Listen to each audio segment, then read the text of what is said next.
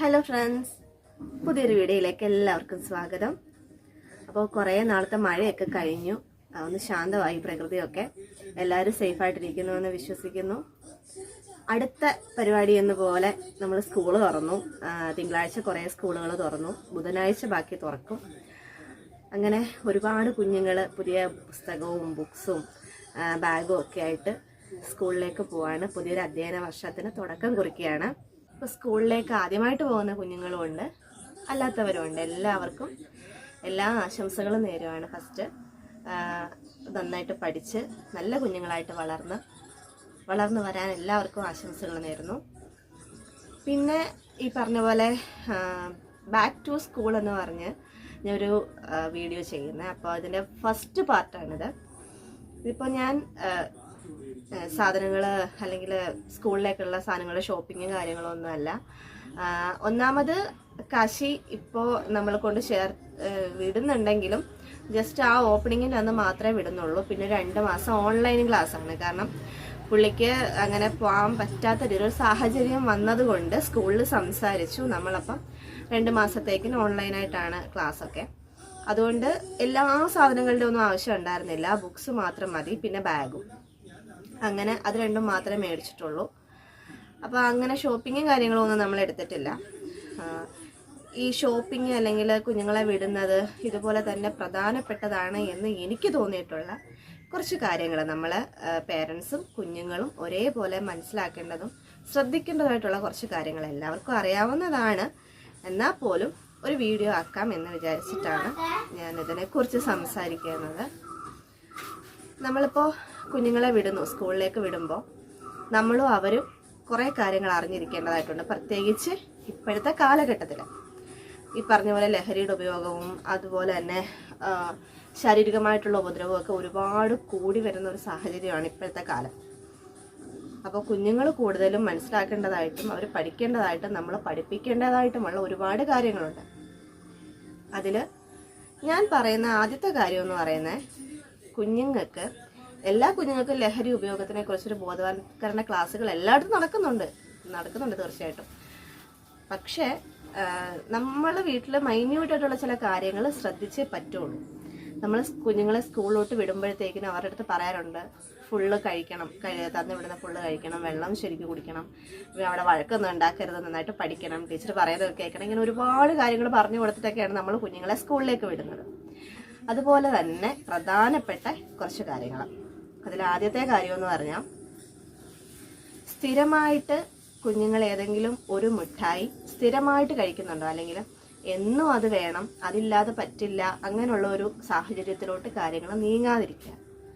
എന്നും അവർ ഒരേ മിഠായി കഴിക്കുന്നുണ്ടോ, അല്ലെങ്കിൽ നമ്മൾ പറയുമ്പോൾ അവർക്ക് മേടിച്ചു കൊടുക്കും, എപ്പോഴും മേടിച്ചു കൊടുക്കും. പക്ഷെ എന്തുകൊണ്ട് ഇത് എപ്പോഴും കഴിക്കുന്നു എന്ന് ചിന്തിക്കണം, ശ്രദ്ധിക്കണം. മിഠായികൾ വരെയാണ്, നമുക്ക് വിശ്വസിക്കാൻ പറ്റില്ലെങ്കിൽ പോലും മിഠായികളിൽ വരെയാണ് ഇപ്പോൾ ലഹരി വന്നുകൊണ്ടിരിക്കുന്നത്. അതുകൊണ്ട് ആദ്യത്തെ കാര്യം അത് ശ്രദ്ധിക്കുക. കാരണം നമ്മൾ ഏറ്റവും കൂടുതൽ ശ്രദ്ധിക്കാതെ പോകുന്ന കാര്യമാണ് മിഠായി.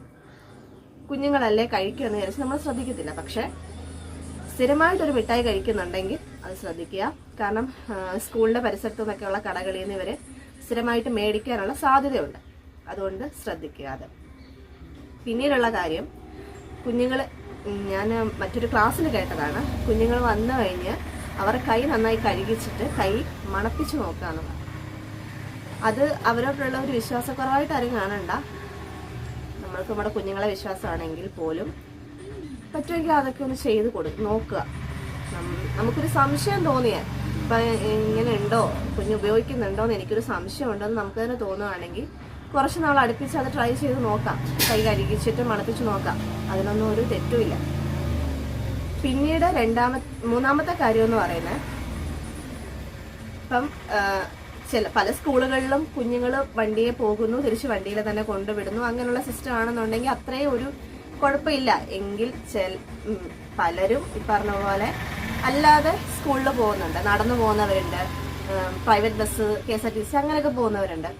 അപ്പോൾ അങ്ങനെയുള്ള കുട്ടികൾക്ക് വഴിയിൽ നിന്നും അല്ലാതെ ബസ്സിൽ വെച്ചും സ്റ്റാൻഡിൽ വെച്ചും ഒക്കെ ഒരുപാട് കൂട്ടുകെട്ടുകൾ പുതിയതായിട്ടുണ്ടാവാം. ഇവരെങ്ങനെയുള്ളവരാണ് എന്നൊന്നും നമുക്ക് അറിഞ്ഞുകൂടാ. ചിലപ്പോൾ നല്ല കൂട്ടുകാരാവാം, ചിലപ്പോൾ അപ്പം നല്ലവരാവത്തില്ല. അപ്പം ഇവര് അനാവശ്യമായ ഒരു കൂട്ടുകെട്ട് വേണ്ട എന്ന്. ഈ അനാവശ്യമായ കൂട്ടുകെട്ടെന്ന് ഉദ്ദേശിക്കുന്നത് ഞാൻ നിനക്ക് മിഠായി തരാം, നീ ഇതൊന്ന് കൊണ്ടു കൊടുക്കോ, അല്ലെങ്കിൽ നിനക്ക് ഞാൻ പൈസ തരാം, എത്ര രൂപ തരാം, നീ ഇതൊന്ന് കൊണ്ടു കൊടുക്കോ എന്നൊക്കെ ചോദിച്ച് നമ്മുടെ കുഞ്ഞുങ്ങളെ ഒരു ആവശ്യമില്ലാതെ അവരുടെ കയ്യിൽ കൊടുത്തു വിടുന്ന സാധനങ്ങൾ അവിടെ ഇവിടെയൊക്കെ കൊണ്ട് ഏൽപ്പിക്കുന്ന പരിപാടികൾ വേണ്ട എന്ന് പേരൻസ് കുഞ്ഞുങ്ങളുടെ അടുത്ത് പറഞ്ഞു കൊടുക്കുക. മക്കളെ ആരും എവിടെ വെച്ച് എന്ത് തന്നാലും ചിലപ്പോൾ അത് കയ്യിൽ വെക്കാനാവില്ല, ഇത് അങ്ങോട്ടൊന്ന് കൊടുക്കുമോ, ഒന്ന് സൂക്ഷിക്കുമോ, അങ്ങനെയൊക്കെ പറഞ്ഞിട്ടായിരിക്കും തരുന്നത്. നമുക്ക് പരിചയമില്ലാത്ത ആരും തരുന്ന ഒരു സാധനങ്ങളും പരിചയമുള്ളവരാണെങ്കിൽ പോലും നമുക്ക് അടുത്തറിയാത്ത ആരും എന്ത് തന്നാലും അത് എവിടെയും കൊണ്ട് കൊടുക്കണ്ട. അങ്ങനെ ഒരു മാധ്യമമാക്കാതിരിക്കുക നമ്മുടെ കുഞ്ഞുങ്ങളെ. അടുത്ത കാര്യം എന്ന് പറഞ്ഞാൽ പേരൻസ് ശ്രദ്ധിക്കേണ്ടതാണ്. നമ്മുടെ കുഞ്ഞുങ്ങൾ അനാവശ്യമായിട്ട് പൈസ ചെലവാക്കുന്നുണ്ടെങ്കിൽ, അല്ലെങ്കിൽ നമ്മുടെ കയ്യിൽ നിന്ന് ഓരോ ആവശ്യങ്ങൾ പറഞ്ഞ് പൈസ മേടിക്കുന്നുണ്ടെങ്കിൽ അത് എന്തിനാണ് എന്ന് നമ്മൾ ക്ലിയർ ആയിട്ട് അന്വേഷിക്കുക. സ്കൂളിലും പരിസരങ്ങളിലും അങ്ങനെയുള്ള എവിടെയാണെങ്കിലും അവരെന്തിനാണ് ഈ പൈസ എടുക്കുന്നതെന്ന് നമ്മൾ അറിഞ്ഞിരിക്കണം, അന്വേഷിച്ചിരിക്കണം.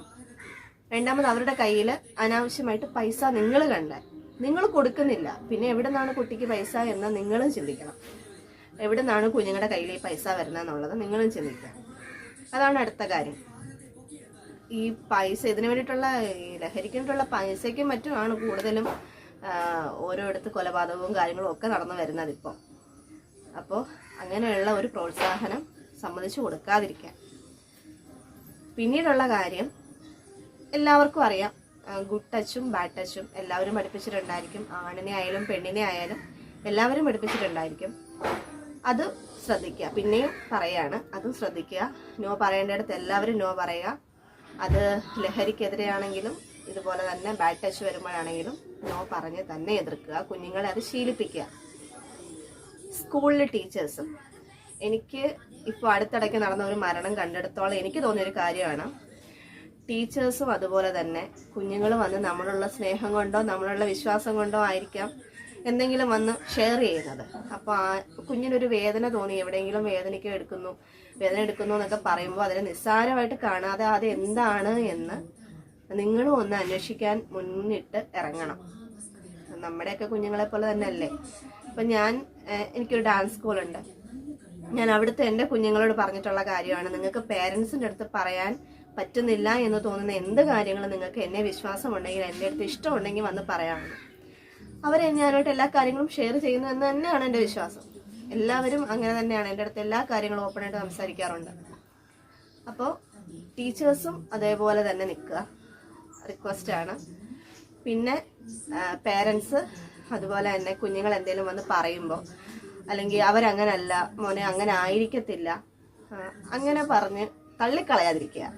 അവരങ്ങനെയുള്ള ആൾക്കാരല്ല, കുഞ്ഞിന് തോന്നിയതായിരിക്കും എന്ന് പറഞ്ഞ് തള്ളിക്കളയാതിരിക്കുക. അവരെ പറഞ്ഞ് സമാധാനിപ്പിച്ചിട്ട് ചാടിക്കറി ഒരു ആക്ഷൻ എടുക്കാതെ അതെന്താണെന്ന് അന്വേഷിക്കാനും അത് കണ്ടുപിടിക്കാനും നോക്കാം. പിന്നെ ചിലപ്പോൾ കുഞ്ഞുങ്ങൾക്ക് തോന്നുന്നതാവാം, ചിലപ്പോൾ അവർ കാര്യമായിട്ട് പറയുന്നതായിരിക്കാം. എന്താണെങ്കിൽ തന്നെ അവരുടെ മുമ്പിൽ വെച്ച് അവർ പറയുന്നത് തെറ്റാണെന്നുള്ള രീതിയിൽ വെട്ടിക്കളയാതിരിക്കുക. പിന്നെ കുഞ്ഞുങ്ങൾ നമ്മുടെ അടുത്ത് ഒന്നും പറയത്തില്ല വന്ന്. പിന്നെ ഉള്ള കാര്യം ഇതേ സെയിം സിറ്റുവേഷൻ തന്നെ. നമ്മൾ ലഹരി ഉപയോഗിച്ചു, ആദ്യമായിട്ട് അറിയാതെ എങ്ങനെയോ ആയിക്കോട്ടെ ഒരു കുഞ്ഞ് ഉപയോഗിച്ചു അല്ലെ ഉപയോഗിക്കുന്നുണ്ടായിരുന്നു, അതിന് പുറത്ത് വരണം. പാരൻസിന്റെ ഹെൽപ്പ് ചോദിക്കുമ്പോൾ ചിലപ്പോൾ അപ്പോഴായിരിക്കും പാരൻസ് അറിയുന്നത് തന്നെ കുഞ്ഞ് ഉപയോഗിക്കുന്ന ഉണ്ടെന്നുള്ളത്. അപ്പൊ പെട്ടെന്ന് അത് ഷോക്കായിട്ട് അതിനെ എടുത്ത് തല്ലാനും അതിനെ എടുത്ത് ഷൗട്ട് ചെയ്യാനും നിൽക്കാതെ അതിനെ കുറച്ച് കാര്യമായിട്ട് അവൻ തിരുത്താനാണ് വന്നിരിക്കുന്നത്, അവനായാലും അവളായാലും തിരുത്താനാണ് വന്നിരിക്കുന്നത്. അത് മനസ്സിലാക്കി അവരെ ചേർത്ത് പിടിച്ച് മുമ്പോട്ട് കൊണ്ടുപോവുക. ഒരു രീതിയിലും ഒരു ഇൻസെക്യൂരിറ്റീസും നമ്മുടെ കുഞ്ഞുങ്ങൾക്ക് നമ്മളിൽ നിന്നും ഉണ്ടാകാൻ പാടില്ല. അതാണ് മെയിൻ ആയിട്ടുള്ള കാര്യം. എൻ്റെ അച്ഛനോടും അമ്മയോടും പറഞ്ഞ എനിക്ക് ശരിയാവില്ല, അവരെന്നെ അങ്ങനെ ചെയ്യും ഇങ്ങനെ ചെയ്യുന്നൊക്കെ വെച്ചിട്ടാണ് കുഞ്ഞുങ്ങൾ പലപ്പോഴും പല കാര്യങ്ങളും ഔട്ട്സൈഡേഴ്സിനോട് പറയുന്നത്. അതിൽ പലരും, ഒരു 3/4 ആൾക്കാരും അത് മിസ്യൂസ് ചെയ്യും. അങ്ങനെയുള്ളൊരു സാഹചര്യം ഒഴിവാക്കാൻ നമ്മുടെ പേരൻസും ടീച്ചേഴ്സും നമ്മുടെ കുഞ്ഞുങ്ങളും മുന്നോട്ട് വരിക. സ്കൂളിൽ അധ്യയന വർഷം തുടങ്ങുമ്പോൾ ആദ്യം തന്നെ എനിക്ക് കുഞ്ഞുങ്ങൾക്ക് പറഞ്ഞു കൊടുക്കണം, അല്ലെങ്കിൽ പേരൻസിന് പറഞ്ഞു കൊടുക്കണം എന്ന് തോന്നുന്ന കാര്യങ്ങൾ മാത്രമേ ഞാൻ പറഞ്ഞിട്ടുള്ളൂ. എല്ലാവരും തെറ്റുകളുണ്ടെങ്കിൽ ക്ഷമിക്കുക. എനിക്ക് തോന്നി ഞാൻ അങ്ങ് പറഞ്ഞു, അത്രേ ഉള്ളൂ. അപ്പോൾ എല്ലാവർക്കും നല്ലൊരു അധ്യയന വർഷം ഒന്നും കൂടി ആശംസിക്കുകയാണ്. വീഡിയോസൊക്കെ കാണുക, ഇഷ്ടപ്പെടുകയാണെങ്കിൽ ലൈക്ക് ചെയ്യുക, കമൻറ്റ് ചെയ്യുക, ഷെയർ ചെയ്യുക, സബ്സ്ക്രൈബ് ചെയ്യുക. ബൈ.